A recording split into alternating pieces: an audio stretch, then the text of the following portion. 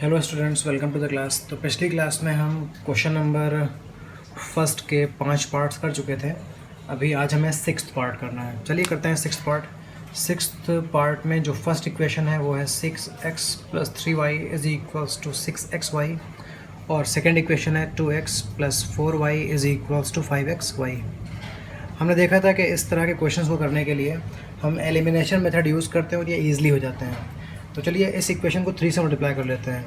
3 से मल्टीप्लाई करने से ये 2x बन जाएगा 6x और फिर ये 6x और ये 6x एलिमिनेट हो सकते हैं। तो चलिए इक्वेशन नंबर 2 को हम 3 से मल्टीप्लाई करते हैं। On multiplying equation number 2 by 3।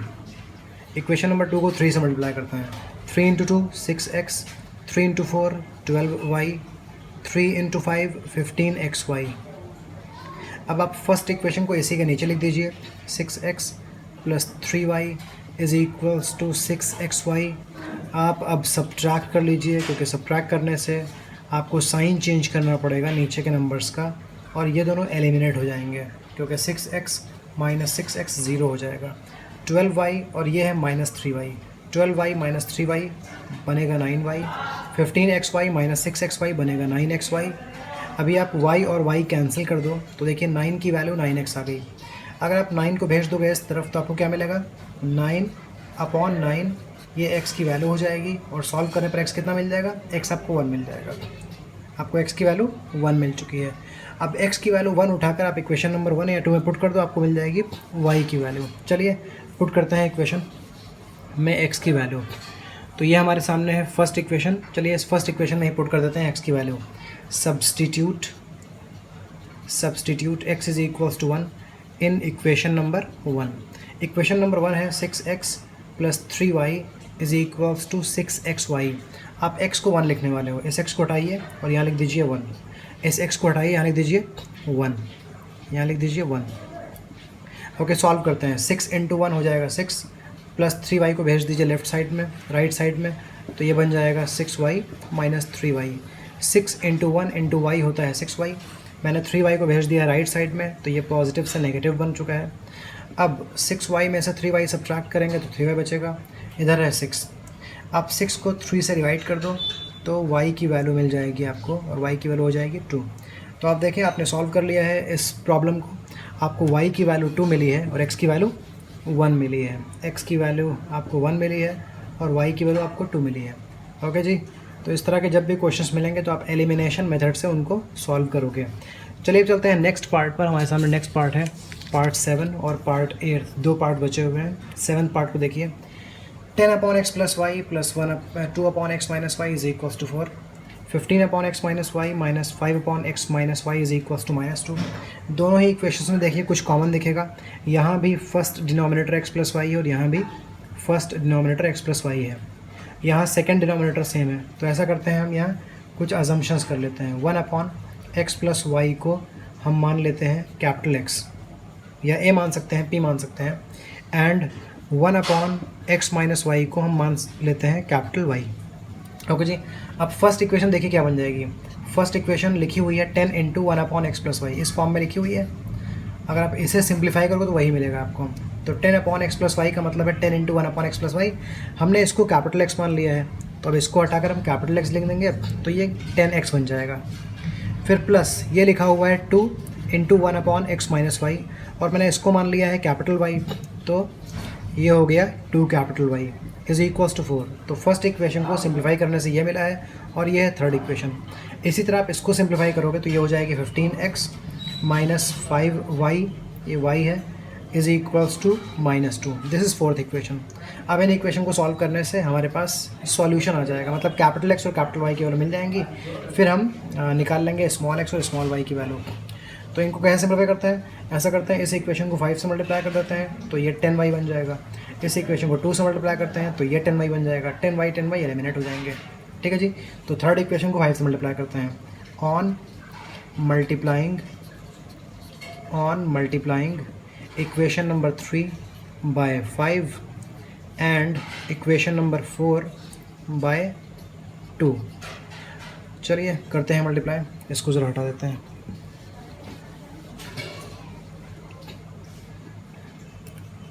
10x plus 2y is equals to 4। ये थी थर्ड इक्वेशन। हाँ जी, थर्ड इक्वेशन को मल्टीप्लाई करना है 5 से, तो 5 इंटू 10 ये हो जाएगा 50 कैपिटल एक्स, प्लस 5 इंटू 2 हो जाएगा 10y is equals to 5 into 4 हो जाएगा 20। हमने थर्ड इक्वेशन को 5 से मल्टीप्लाई कर दिया है।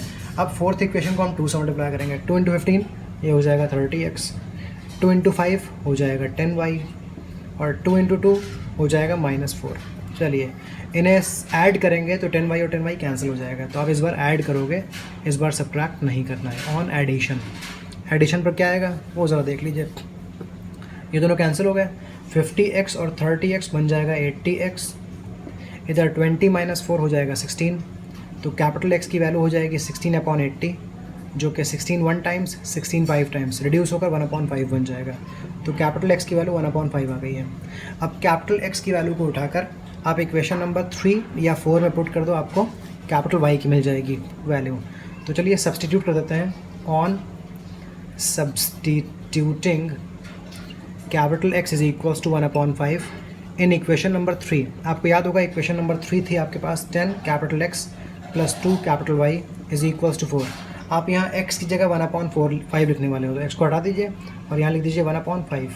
ये दोनों डिवाइड होंगे, 10 5 से डिवाइड होगा तो 2 बचेगा। 2 plus 2y is equals to 4। Okay जी, ये है 2y is equals to 4 minus 2। तो y की वैल्यू हो जाएगी 4 माइनस 2 मतलब 2 हो जाएगी। 2y की वैल्यू 2 हो जाएगी, तो y की वैल्यू हो जाएगी 2/2 मतलब 1। तो कैपिटल y की वैल्यू आ गई है 1 और कैपिटल x की वैल्यू आ गई थी 1/5। ओके जी, देखिए कैपिटल x की वैल्यू आई, कैपिटल x को आपने माना क्या था 1/x प्लस वाई, इसको आपने माना था कैपिटल x और इसकी वैल्यू आई है 1/5। अगर आप इन दोनों को क्रॉस मल्टीप्लाई कर लोगे तो आपको मिलेगा x plus Y is equals to 5। देखिए एक सिंपल सी इक्वेशन बन गई है।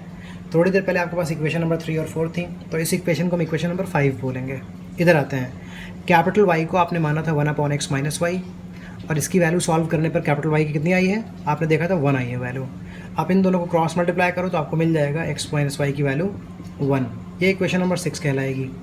अब इक्वेशन 5 और 6 को आपस में सॉल्व करिए, तब आपको मिलेगी स्मॉल x और स्मॉल y की वैल्यू। चलिए जी, इक्वेशन 5 को कॉपी कर लेते हैं यहाँ, और इक्वेशन 6 को कॉपी कर लेते हैं यहाँ, और इन दोनों को कर देते हैं ऐड। ऑन एडिशन, जब ऐड करोगे तो plus Y minus Y cancel हो जाएगा, x प्लस x 2x हो जाएगा, यहाँ 6 आ जाएगा। अब आप 2 को भेज दो राइट साइड में, वो 6 को डिवाइड कर देगा, तो x की वैल्यू आ जाएगी 6/2 मतलब x की वैल्यू 3 आ चुकी है। अब x की वैल्यू जो 3 आई है, इसको उठाकर आप इक्वेशन नंबर 5 या 6 कहीं पुट कर दीजिए और आपको मिल जाएगी y की वैल्यू। x की वैल्यू को 3 है, इसको उठाकर हम रखते हैं इस इक्वेशन में। यहाँ x की वैल्यू 3 रख देते हैं, x की वैल्यू 3 रख दीजिए, plus y is equals to 5। तो y की वैल्यू हो जाएगी 5 माइनस 3 मतलब 2। तो सॉल्व करने पर आपने देखा x की वैल्यू आ चुकी है 3 और y की वैल्यू आ चुकी है 2। आई होप आपको ये समझ में आ चुका है। बस इस तरह के इक्वेशंस जो हम सॉल्व कर रहे हैं, इसमें हमें कुछ अजम्पशंस करने रहते हैं, कुछ हम अज्यूम्स करते हैं, और इस तरह से क्वेश्चंस होते रहते हैं। थोड़े लेंथी ज़रूर होते हैं बट हो जाते हैं ये बहुत सिंपली।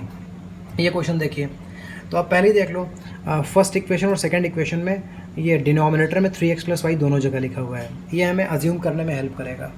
सेकंड और फर्स्ट इक्वेशन में देखिए, यहाँ डिनोमिनेटर 3x माइनस वाई है और यहाँ भी 3x माइनस वाई आता है, साथ में कुछ और भी आता है, वो प्रॉब्लम सॉल्व हो जाएगी।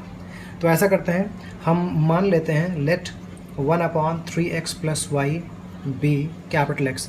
अगर आप इस प्रॉब्लम को समझ गए थे तो ये प्रॉब्लम खुद से ट्राई कर सकते हो। अगर आपको लगता है कि आप खुद से ट्राई कर सकते हैं तो प्लीज़ वीडियो को पॉज कर दीजिए और इस क्वेश्चन को ट्राई करिए। थोड़ी देर के बाद आप देखिएगा कि मेरा सॉल्यूशन और आपका सॉल्यूशन मैच करता है कि नहीं मैच करता है। ओके, 1/3x प्लस वाई को हम कैपिटल एक्स मान लेते हैं, और एंड 1/3x माइनस वाई जो ये मुझे दिख रहा है, इसको हम मान लेते हैं कैपिटल वाई। मैं बता चुका हूँ कि अजम्पशंस आप कुछ भी कर सकते हो। जहाँ मैं कैपिटल एक्स और कैपिटल वाई मानता हूँ, आप वहाँ पी और क्यू भी मान सकते हो, आप आर और एस भी मान सकते हो, ए और बी भी मान सकते हो, जो मान सकते हो। ओके जी, देखिए 1/3x प्लस वाई को मैंने एक्स मान लिया है, तो ये पार्ट हो जाएगा कैपिटल एक्स, प्लस ये पार्ट को मैंने वाई मान रखा है, is equals to 3/4। Cross multiply कर लेंगे आप, तो 4 इधर आकर मल्टीप्लाई कर देगा, 4x plus 4y is equals to 3। ये बन जाएगी इक्वेशन नंबर 3। ये इक्वेशन 1 है, ये इक्वेशन 2 है। थोड़ा मॉडिफाई करने के बाद जो ये इक्वेशन है वो इक्वेशन नंबर 3 कहला रही है। 4x plus 4y is equals to 3। ठीक है जी, 4x plus 4y is equals 3। अब बनाते हैं इक्वेशन नंबर 4। तो इक्वेशन 4 कैसे बनेगी वो देख लीजिए ज़रा। ये देखिए लिखा हुआ है 1/2 इंटू 1/3x प्लस वाई। आप इस नंबर को इस तरह से लिख सकते हैं। फिर इस पार्ट को मैंने कैपिटल एक्स माना है तो इसको रिमूव करके आप यहाँ कैपिटल एक्स लिख दीजिए, माइनस इसको आप लिख सकते हो 1/2 इंटू 1/3x माइनस वाई। इस पार्ट को हमने कैपिटल वाई मान लिया है तो इसको हटाकर हम लिख देंगे capital Y is equals to -1/8। अब क्या करो आप 2 और 2 एलसीएम ले लो। तो 2 एलसीएम ले लेंगे आप, ऊपर है x और ये है minus Y is equals to -1/8।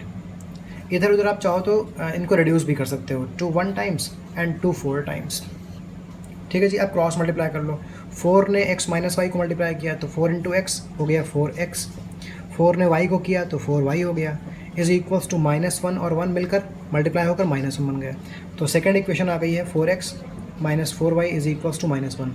अब दोनों इक्वेशंस को हम सॉल्व कर लेते हैं। ये इक्वेशन नंबर 4 है और जो अभी थोड़ी देर पहले इक्वेशन मिली थी वो थी 4x plus 4y is equals to 3, वो इक्वेशन नंबर 3 थी। चलिए दोनों को सॉल्व करते हैं और देखते हैं क्या आंसर आता है। तो हमारे सामने जो इक्वेशन नंबर 3 आई थी वो थी 4x plus 4y is equals to 3।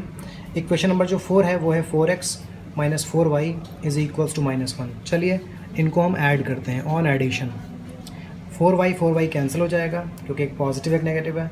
यहाँ 4x 8x हो जाएगा, 3 - 1 2 हो जाएगा, x की वैल्यू 2/8 हो जाएगी, x की वैल्यू 1/4 आ जाएगी। तो हमें कैपिटल x की वैल्यू 1/4 मिल चुकी है। अब कैपिटल x की वैल्यू को हम इक्वेशन नंबर 3 या 4 में पुट कर लें तो हमको कैपिटल y की वैल्यू मिल जाएगी। चलिए पुट करते हैं। On substituting capital x is equals to 1/4 in equation number 3। Equation number 3 क्या थी बेटा? इक्वेशन नंबर 3 थी 4 capital x 4 capital y is equals to 3। ये कैपिटल y है। ओके जी, चलिए हम x की जगह 1/4 लिखते हैं। 4 into 1/4 plus 4y is equals to 3। ये 4 कैंसिल हो गया तो बचा 1 plus 4y is equals to 3। ये 1 चला गया राइट साइड में तो 4y इज इक्वल्स टू 3 - 1 2 हो गया। y की वैल्यू 2/4 हो गई, मतलब y 1/2 आ गया। y की वैल्यू 1/2 आ गई। कैपिटल y की वैल्यू मिल चुकी है, कैपिटल x की वैल्यू मिल चुकी है। अब हम पता करेंगे स्मॉल x और स्मॉल y की वैल्यू। ठीक है जी, ओके। तो देखिए कैपिटल x को आपने माना था इस क्वेश्चन के स्टार्ट में 1/3x प्लस वाई और कैपिटल x की वैल्यू आई है 1/4। अगर आप इन दोनों पार्ट्स को सॉल्व करो, इन्हें क्रॉस मल्टीप्लाई कर लो तो आपको 3x प्लस वाई की वैल्यू 4 मिल जाएगी। 3x प्लस वाई 1 को मल्टीप्लाई करेगा तो इतना मिलेगा, 4 1 को मल्टीप्लाई करेगा तो इतना मिलेगा। तो ये इक्वेशन 5 बनकर तैयार हो गई। ठीक है जी, फिर देखें आपने शुरुआत में कैपिटल वाई किसे माना था? 1/3x माइनस वाई को माना था कैपिटल वाई, और इसकी वैल्यू सॉल्व करने पर क्या आई है? कैपिटल वाई की वैल्यू आई है 1/2। इन दोनों पार्ट्स को क्रॉस मल्टीप्लाई कर लीजिए तो 3x माइनस वाई की वैल्यू 2 आ जाएगी। ये इक्वेशन नंबर 6 आ गई है। अब इन दो इक्वेशंस को आप आपस में सॉल्व कर लें, आपको स्मॉल x और स्मॉल y मिल जाएगा। मतलब हमारी इक्वेशन के जो दो वेरिएबल्स हैं x y, उनकी वैल्यू मिल जाएगी। तो एक रही इक्वेशन ये और दूसरी इक्वेशन ये रही। इन दोनों इक्वेशन को यहाँ सॉल्व करने वाले हैं। इनको हम कर लेते हैं ऐड ऑन एडिशन। ये दोनों कैंसिल हो जाएंगे, 3x प्लस 3x हो जाएगा 6x, यहाँ 4 + 2 6 हो जाएगा। अब आप देख सकते हैं कि x की वैल्यू 1 आ जाएगी क्योंकि 6 को 6 से डिवाइड करने पर 1 मिल जाएगा। तो x की वैल्यू मिल गई है 1। अब x की वैल्यू को उठाकर आप इक्वेशन 5 या 6 में पुट कर दो, आपको y की वैल्यू मिल जाएगी। चलिए x की वैल्यू 1 उठाकर हम रखते हैं इक्वेशन नंबर 5 में, यहाँ रखते हैं 3, x की वैल्यू 1 है plus y is equals to 4, y की वैल्यू हो जाएगी 4, 3 इंटू 1 3 होता है, इसको भेज देंगे राइट साइड में तो ये -3 हो जाएगा। तो y की वैल्यू कितनी आ गई? y की वैल्यू आ गई 1। मतलब x की वैल्यू भी 1 आ गई है और y की वैल्यू भी 1 आ गई है। x की वैल्यू भी 1 है और y की वैल्यू भी 1 है। तो फर्स्ट पार्ट के सारे प्रॉब्लम्स हमने कर लिए हैं। अब जो आपने प्रॉब्लम्स की हैं, इसी प्रॉब्लम पर बेस्ड आपको वर्ड प्रॉब्लम्स मिलने वाली हैं। इन वर्ड प्रॉब्लम्स में पहले आप इक्वेशंस फॉर्म करोगे और जो इक्वेशंस फॉर्म होंगी वो उसी तरह की फॉर्म होंगी जैसे क्वेश्चन नंबर 1 में आपने इक्वेशन सॉल्व किए हैं। फिर उनको सॉल्व करने का मेथड तो हम समझ ही चुके हैं। चलिए इक्वेशंस बना लेते हैं, बाकी प्रॉब्लम तो आसानी से सॉल्व हो जाएगी। पहला क्वेश्चन देखिए, Ritu can row downstream 20 kilometre in 2 hours and upstream 4 kilometer in 2 hours. Find her speed of rowing in still water and the speed of current. चलिए इस क्वेश्चन को समझने से पहले थोड़ा आप डाउन स्ट्रीम और अप स्ट्रीम का कॉन्सेप्ट समझ लीजिए। देखिए जो रिवर्स होती हैं वो एक तरफ से दूसरी तरफ फ्लो होती हैं। क्लियर? रिवर का पानी मान लेते हैं कि ऊपर से इधर नीचे की तरफ फ्लो कर रहा है। रिवर दो डायरेक्शन में तो फ्लो नहीं होती है, या तो वो इस तरफ फ्लो कर रही होगी या तो वो इस तरफ फ्लो कर रही होगी। तो फिलहाल हमने मान लिया है कि रिवर इस तरफ फ्लो होती है। तो जब कभी कोई इस डायरेक्शन में जाएगा ना तो इसको बोलते हैं डाउन स्ट्रीम, और जब कोई पानी के अगेंस्ट जाएगा, बोट जाएगी या कोई उसमें तैरना शुरू कर देगा तो वो चल रहा होगा अप स्ट्रीम। डाउन स्ट्रीम का मतलब होता है पानी के साथ चलना, जिस तरफ पानी मूव कर रहा है उसी तरफ बोट का मूव कर जाना, इसको बोलते हैं डाउन स्ट्रीम। अगर पानी की डायरेक्शन के ऑपोजिट चलते हैं तो इसको बोलते हैं अप स्ट्रीम। इतना समझ में आ गया? एक बात और समझ लीजिएगा, मान लेते हैं जो ये पानी चल रहा है, इस पानी के चलने की स्पीड है 5 किलोमीटर पर आवर। मान लेते हैं पानी 5 किलोमीटर पर आवर की स्पीड चल रहा है। अब अगर आप इसके अंदर अपनी एक बोट डाल दोगे और इस बोट की स्पीड आप 20 किलोमीटर पर आवर रखोगे, 20 किलोमीटर पर आवर रखोगे, तो क्या होगा कि आपकी बोट की स्पीड 20 है और पानी की स्पीड 5 है। तो अब अगर आप डाउन स्ट्रीम जाएंगे ना, तो डाउन स्ट्रीम जाने में क्या हो जाएगा, बोट की स्पीड और पानी की स्पीड ऐड हो जाएंगी और आपकी टोटल स्पीड हो जाएगी 25 किलोमीटर पर आवर। लेकिन अगर आप इस बोट को पानी के अगेंस्ट ले जाओगे, मतलब अप स्ट्रीम में ले जाओगे, तब क्या होगा, बोट की स्पीड कम हो जाएगी क्योंकि आप पानी के ऑपोजिट जा रहे हो। तो आपके बोट की स्पीड थी 20, पानी उसके ऑपोजिट है तो आपकी स्पीड कम कर देगा। कितनी कम कर देगा? 5 कम कर देगा। तो ये स्पीड हो जाएगी 15 किलोमीटर पर आवर। तो समझ गए ना आप, जब डाउन स्ट्रीम जाओगे तो बोट और पानी की स्पीड ऐड होकर एक फाइनल स्पीड बन जाती है, और जब अप स्ट्रीम जाएंगे तो बोट माइनस वाटर की स्पीड हो जाती है फाइनल स्पीड। तो क्लियर हो गया ना? तो यहाँ 20 + 5 25 हो गया था, यहाँ 20 - 5 15 हो गया है। आई होप आपको ये क्लियर हो गया है। ओके जी, अब क्वेश्चन को एक बार फिर पढ़िए और सॉल्व करने की कोशिश करिए। हमसे पूछा गया है find her speed of rowing in still water and the speed of the current. तो देखिए कोई रिवर है, मैं आपको रिवर दिखा देता हूँ। ये कोई रिवर है, ये कोई रिवर है। इस रिवर का पानी जा रहा है इस डायरेक्शन में, मतलब इस डायरेक्शन में जाने को बोलते हैं डाउन स्ट्रीम और इसके ऑपोजिट जाने को बोलेंगे अप स्ट्रीम। हम मान लेते हैं find her speed of rowing speed. Okay, मान लेते हैं रीतू की जो स्पीड है स्टिल वाटर में वो x है। रीतू की जो बोट है या रीतू जो खुद चल रही है उसकी स्पीड कितनी है? x है। ये रीतू की बोट है और रीतू की बोट की स्पीड कितनी है? x kilometre per our. ये रीतू की बोट की स्पीड है।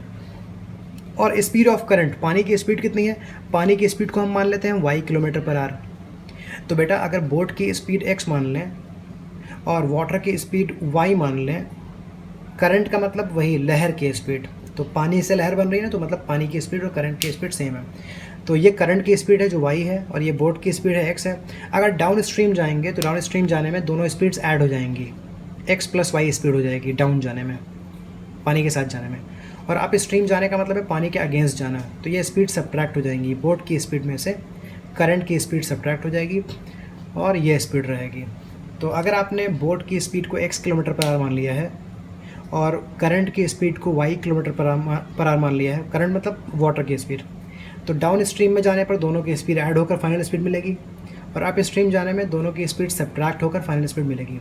आई होप आपको यहाँ से सब कुछ क्लियर हो गया होगा। तो इसको मैं यहाँ लिखा लेता हूँ आपके हिंट के लिए, बाकी काम यहाँ कर लेते हैं। ये आपको दिखाना ज़रूरी नहीं है, बस मैं ईजी बनाने के लिए दिखा रहा हूँ। तो let the speed of rowing in still water, row means होता है चलाना, तो यहाँ नाव चलाने की बात हो रही होगी। तो स्टिल वाटर में जो नाव है उसकी स्पीड है, मान लेते हैं x किलोमीटर पर आवर है। Let the speed of rowing in still water be x kilometre per hour and the speed of current be y kilometre per hour, और जो पानी के चलने की स्पीड है y है। तो डाउन स्ट्रीम जाने में स्पीड क्या हो जाएगी? x + y, और अप स्ट्रीम जाने में स्पीड क्या हो जाएगी? x - y हो जाएगी। तो इसके आगे मैं ये चीज़ लिखने वाला हूँ। आई होप आपको इतना समझ में आ चुका होगा। तो speed while going down stream जाने में जो स्पीड होगी वो हो जाएगी x + y kilometre per hour and speed while going up stream. Up stream का मतलब पानी के अगेंस्ट जाना है, तो यहाँ स्पीड कितनी हो जाएगी, x minus Y kilometre per hour हो जाएगी। ठीक है जी, ओके, ये स्पीड्स आ गई। अब देखो यहाँ लिखा हुआ है कि डाउन स्ट्रीम उसको 20 किलोमीटर जाना है और जाने में टाइम कितना लग रहा है, 2 आवर्स लग रहे हैं। डाउन स्ट्रीम जाने की स्पीड कितनी है वो ये लिखी हुई है।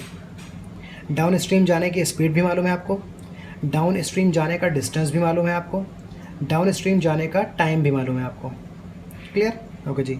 फिर अप स्ट्रीम में आते हैं। अप स्ट्रीम में जाने की स्पीड भी मालूम है, अप स्ट्रीम में जाने का डिस्टेंस भी मालूम है 4 किलोमीटर और टाइम भी मालूम है 2 आवर्स। इसी की हेल्प से इक्वेशन बनेगी। ध्यान से देखिएगा इक्वेशन कैसे बनेगी। पहले हम बात करते हैं डाउन स्ट्रीम की। डाउन स्ट्रीम की हम बात करने वाले हैं। ओके, आपको फॉर्मूला पता होगा, distance is equals to speed into time. तो डाउन स्ट्रीम की बात करिए। डाउन स्ट्रीम का डिस्टेंस कितना है, 20 किलोमीटर। डाउन स्ट्रीम में स्पीड कितनी है, x plus Y. Downstream में टाइम कितना है, 2 आवर्स। देखिए इक्वेशन बन गई। इस 2 को भेज दीजिए इस तरफ, ये 20 को डिवाइड कर देगा तो ये 10 बन जाएगा। तो 10 is equals to X plus Y. मतलब फर्स्ट इक्वेशन बनकर तैयार हो चुकी है और वो है x plus Y is equals to, इसको इधर उधर कर सकते हैं तो इधर और सिंपल लगेगा आपको, x plus Y is equals to 10। First equation है x plus Y is equals to 10। अब दूसरी इक्वेशन बनेगी अप स्ट्रीम की हेल्प से। ठीक है जी, यहाँ अप स्ट्रीम के बारे में सब कुछ देखेंगे। ये फॉर्मूला याद है आपको।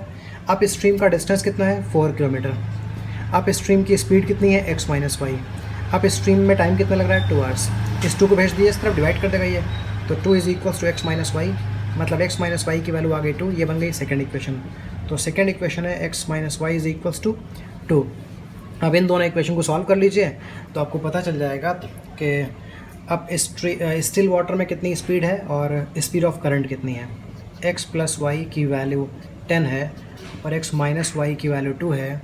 इन इक्वेशंस को आप ऐड कर लो तो 10 y कैंसिल हो जाएगा, x प्लस एक्स 2x हो जाएगा, 10 प्लस 2 12 हो जाएगा, x की वैल्यू 12/2 मतलब 6 हो जाएगी। ओके जी, x की वैल्यू आ गई 6। अब पता करते हैं y की वैल्यू क्या होगी। तो x की वैल्यू को उठाकर आप इस इक्वेशन में रख दो। अब तक तो आपको सॉल्व करना आ चुका होगा ना, बहुत सारी प्रॉब्लम्स देख चुके हैं आप। x की जगह 6 लिख दीजिए plus y is equals to 10, तो y की वैल्यू आ जाएगी 4। ठीक है, x भी आ गया और y भी आ गया। अब देखिए आपने x किसे माना था और y किसे माना था। आपने x माना था speed of rowing in still water, इसको आपने x माना था। मतलब ये आ चुका है 6 kilometre per our.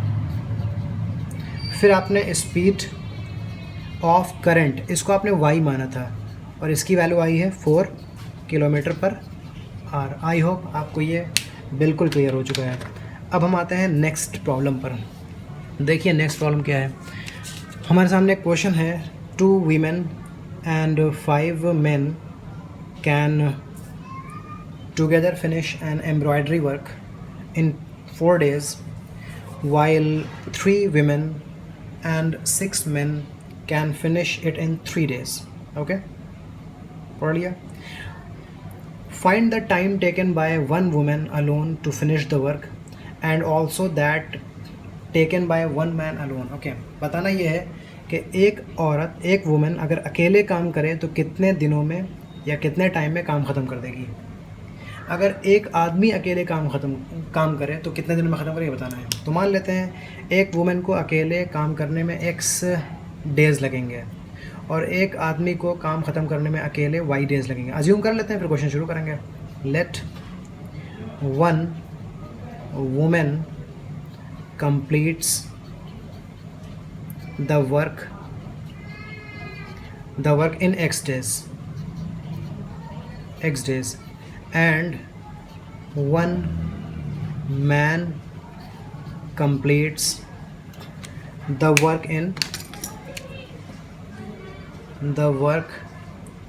in y days।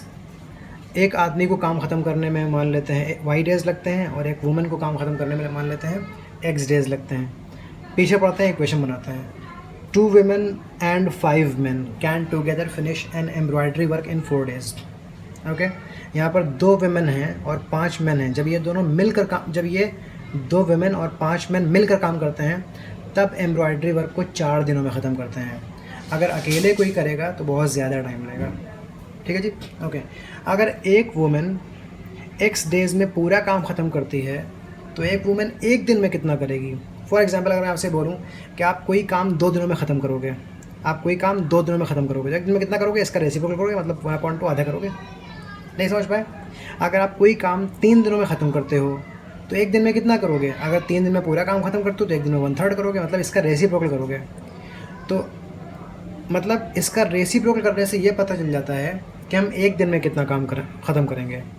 तो अगर एक वुमेन x डेज़ में सारा काम ख़त्म कर देगी तो एक दिन में कितना करेगी? 1/x वर्क करेगी। तो ये मैं लिख लेता हूँ, work done by one women in 1 day. एक दिन में ये कितना करेगी? ये करेगी 1/x। ऐसी एक आदमी y डेज़ में सारा काम ख़त्म करता है तो work done by one man in 1 day, ये कितना होगा? ये होगा 1/y। समझ गया ना? समझ गया ना? 1/y। ओके। अगर x डेज़ में सारा काम ख़त्म करेगी ये वुमेन तो एक दिन में 1/x करेगी। अगर ये आदमी y डेज़ में सारा काम ख़त्म करता है तो एक दिन में कितना करेगा? 1/y करेगा। ठीक है जी, इस बात को आप याद रखिएगा। चलिए इक्वेशन बनाते हैं। ओके जी, तो 2 वुमेन हैं। अगर एक वुमेन आती तो एक दिन में कितना काम ख़त्म करती है वो? एक वुमेन एक दिन में 1/x वर्क ख़त्म करती है, हम देख चुके हैं। एक वुमेन एक दिन में 1/x वर्क करती है तो 2 वुमेन कितना करेंगी? इसका डबल करेंगे, 2 × 1/x करेंगी। फिर आते हैं 5 मैन पर। ठीक है ना? Okay, 5 man. एक आदमी अकेले कितना काम करता है एक दिन में? 1/y करता है। अगर 5 मैन मिल जाएंगे तो इसका 5 टाइम्स कर देंगे, मतलब इतना काम कर देंगे। दोनों को ऐड कर लेंगे तो टोटल मिल जाएगा। लिखा हुआ है ये सब मिलकर 4 डेज़ में पूरा काम ख़त्म कर देते हैं। तो अगर 4 डेज़ में पूरा काम ख़त्म कर देते हैं तो एक दिन में कितना करेंगे? 1/4 कर देंगे। तो ये मैंने इक्वेशन बना ली है और यहाँ मैंने सब कुछ एक दिन का लिया है। 2 वुमेन, एक वुमेन एक दिन में इतना करती है तो 2 वुमेन इतना करेंगी। एक आदमी एक दिन में 1/y करता है तो 5 मैन इतना वर्क करेंगे। फिर ये दोनों मिलकर 4 डेज़ में पूरा ख़त्म कर रहे हैं तो एक दिन में इतना करेंगे। तो ये पूरा एक दिन के हिसाब से मैंने बनाकर इक्वेशन बना ली है। चलिए इसको सिंप्लीफाई करते हैं। थोड़ा सिंप्लीफाई करने पर आपको मिलेगा 2 × 1 मतलब 2/x plus 5/y is equals to 1/4। ठीक है जी, ये बन गई है इक्वेशन नंबर 1। अभी हम इस इक्वेशन को बाद में सॉल्व करेंगे। 2/x plus 5/y is equals to 1/4, ये इक्वेशन बन गई है। अब बनाते हैं सेकेंड इक्वेशन। सेकेंड इक्वेशन देख लीजिए कैसे बनेगी। इसके लिए आप ये पढ़िए, 3 वुमेन। आपने देखा था एक वुमेन एक दिन में 1/x वर्क करती है, तो अगर 3 वुमेन होंगी तो वो इसका 3 टाइम्स करेंगे। 6 मैन, अगर एक आदमी एक दिन में 1/y करता है तो 6 कितना करेंगे? इसका 6 टाइम्स करेंगे। फिर ऐड करने से टोटल मिल जाएगा। ये सब मिलकर 3 दिनों में पूरा काम ख़त्म करते हैं। तो अगर 3 दिनों में दे फिनिश होल वर्क तो एक दिन में कितना करेंगे? 1/3 वर्क करेंगे। तो एक दिन का ये मैंने पूरा कनेक्ट करके इक्वेशन बना लिया। इसको सिंप्लीफाई करने पर आपको मिलेगा 3/x plus 6/y is equals to 1/3। 3/x plus 6/y is equals to 1/3, ये दूसरी इक्वेशन हो गई है। अब इन इक्वेशंस को हमें सॉल्व करना है। इन इक्वेशन को सॉल्व करना मैं आपको सिखा चुका हूँ। ज़रा इसको हटाते हैं और सॉल्व करते हैं। देखिए आपके सामने जो फर्स्ट इक्वेशन आई है वो आई है 2/x plus 5/y is equals to 1/4।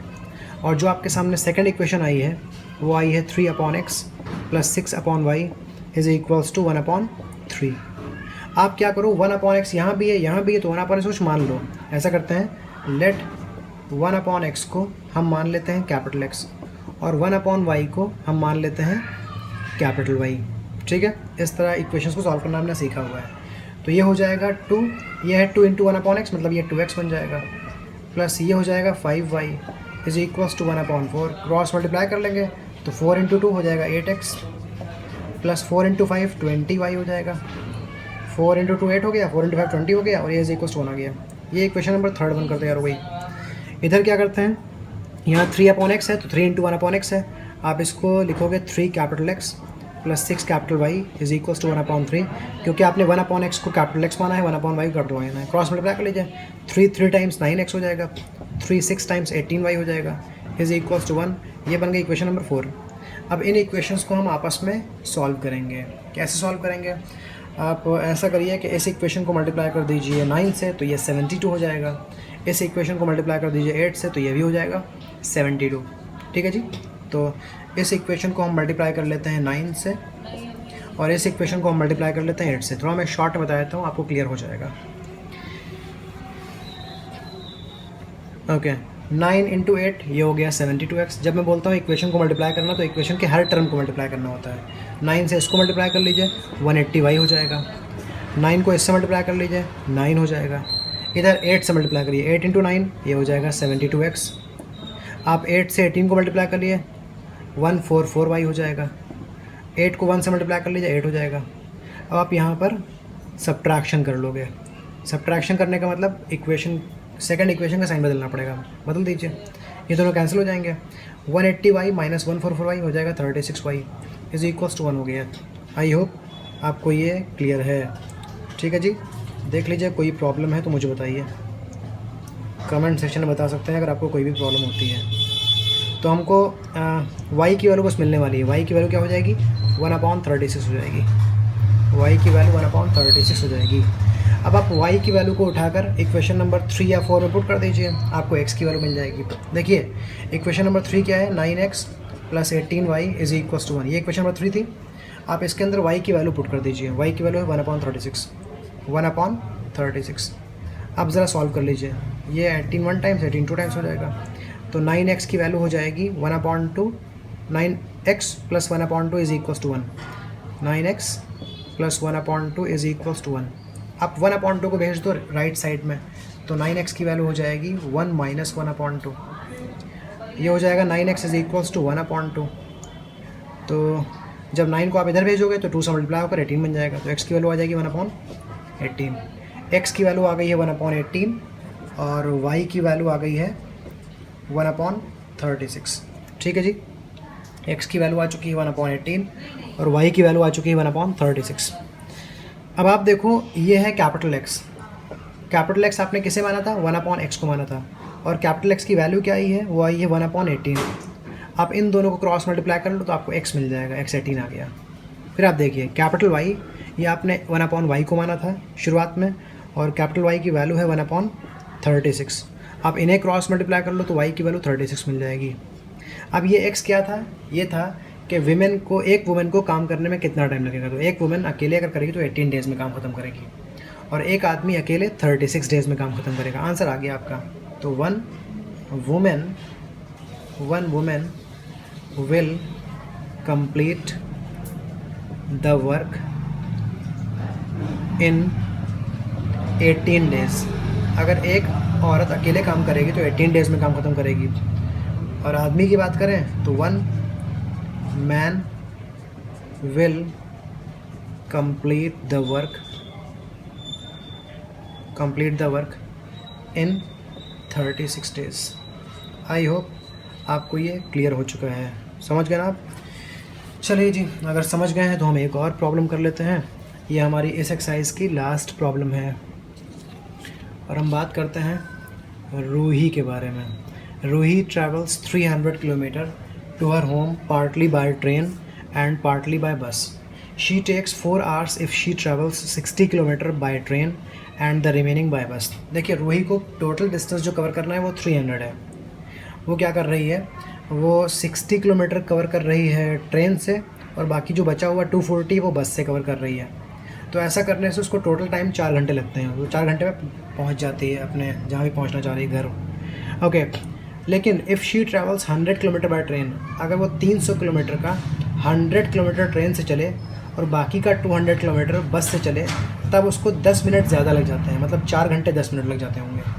तो बताना है स्पीड ऑफ ट्रेन क्या है और स्पीड ऑफ बस क्या है, सेपरेटली बताना है। तो ऐसा करते हैं कि बस की स्पीड को हम कुछ मान लेते हैं, ट्रेन की स्पीड को कुछ मान लेते हैं।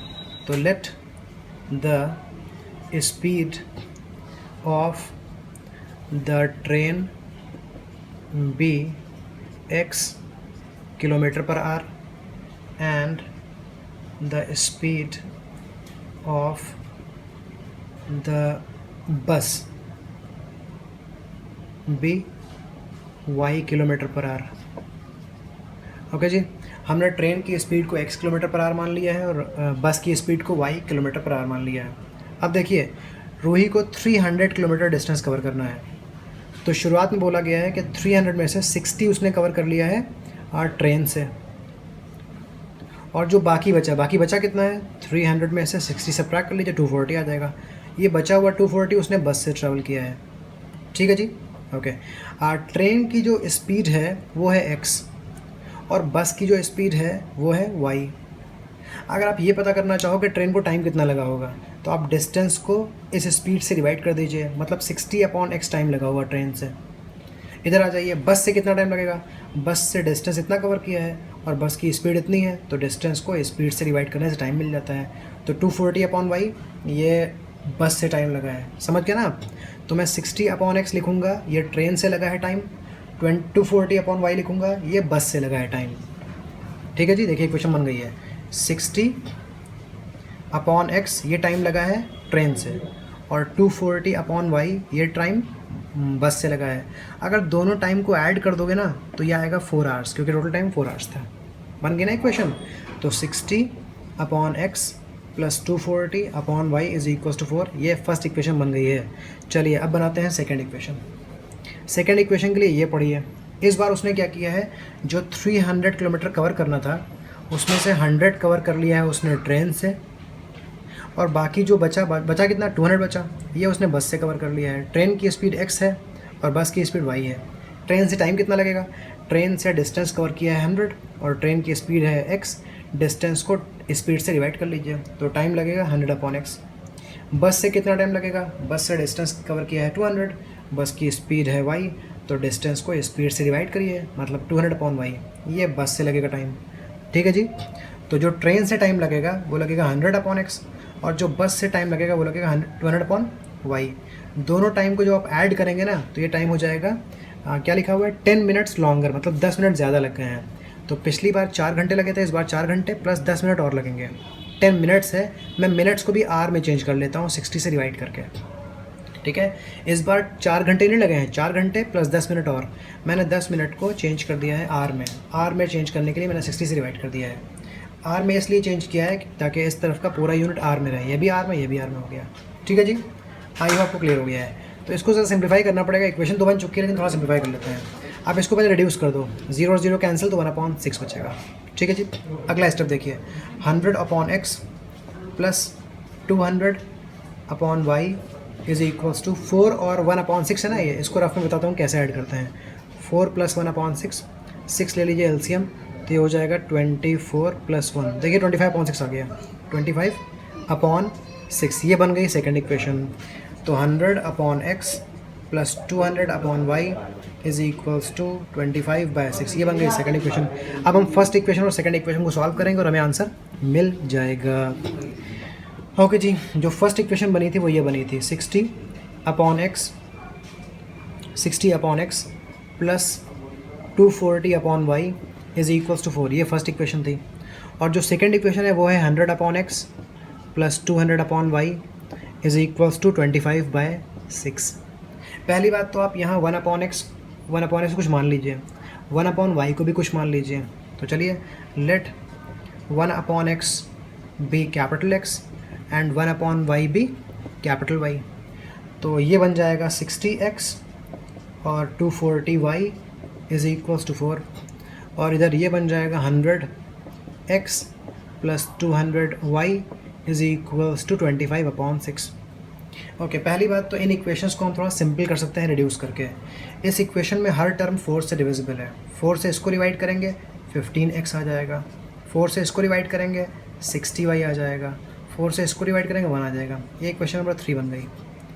यहाँ हर टर्म 25 से डिविजिबल है, 25 से इसको डिवाइड कर दीजिए 4 आ जाएगा, 25 से इसको डिवाइड कर दीजिए 8 आ जाएगा, 25 से ऐसे डिवाइड करिए, ये 1 25 कैंसिल हो जाएगा, 1/6 आ जाएगा। इस 6 को इधर भेज दीजिए तो ये हो जाएगा 4 × 6 24x, और 6 × 8 48y इज इक्वल्स टू 1, ये बन गई इक्वेशन नंबर 4। ठीक है जी, तो आपने देख लिया कि इक्वेशन नंबर 3 है 15x plus 60y is equals to 1, और इक्वेशन नंबर 4 है 24x plus 48y is equals to 1। अब हम ऐसा करते हैं कि इस इक्वेशन को मल्टीप्लाई कर लेते हैं किसी से और इसको मल्टीप्लाई कर लेते हैं किसी से, फिर इनको एलिमिनेट कर देंगे। तो इसको मल्टीप्लाई करते हैं 24 से और इसको मल्टीप्लाई करते हैं हम 15 से, कुछ ऐसे ही करते हैं। चलिए जी, सोचिए क्या करना चाहिए। ओके, ना सोच पाएँ तो आप क्या करिए, 15 और 24 का एलसीएम ले लीजिए, उसकी हेल्प से सॉल्व कर लें, या 60 और 48 का एलसीएम ले लीजिए, उससे सॉल्व कर लीजिए। ठीक है, तो देखिए 60 का मतलब होता है 12 इंटू 5, क्लियर, और 48 का मतलब होता है 12 इंटू 4। ठीक है जी, तो आप देखिए 12 यहाँ भी है, 12 यहाँ भी है, मतलब आप ऐसा करो, इधर 4 से मल्टीप्लाई कर दो तो ये बन जाएगा 240, इधर 5 से मल्टीप्लाई कर दो तो ये बन जाएगा 240। तो हम क्या करेंगे, इस इक्वेशन को मल्टीप्लाई कर देते हैं 4 से,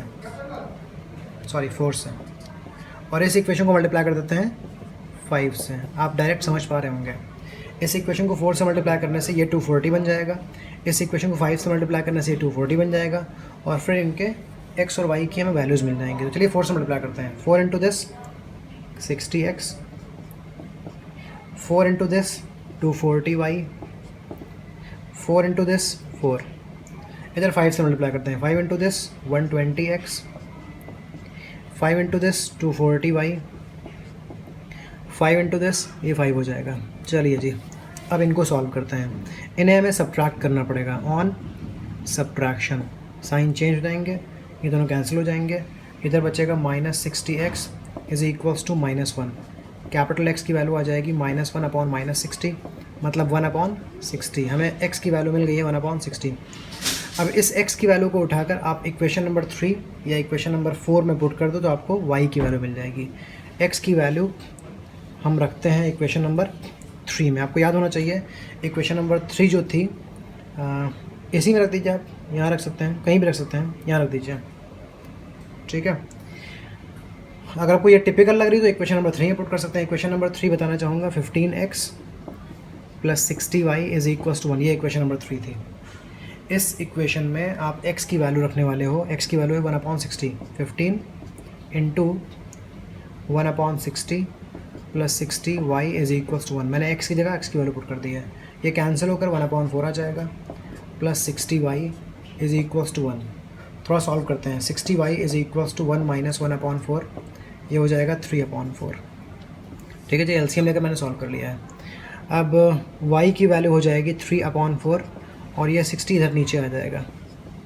ओके, y की वैल्यू हो जाएगी 1/80, तो कैपिटल Y की वैल्यू आ गई है 1/80 और कैपिटल X की वैल्यू आई थी 1/60।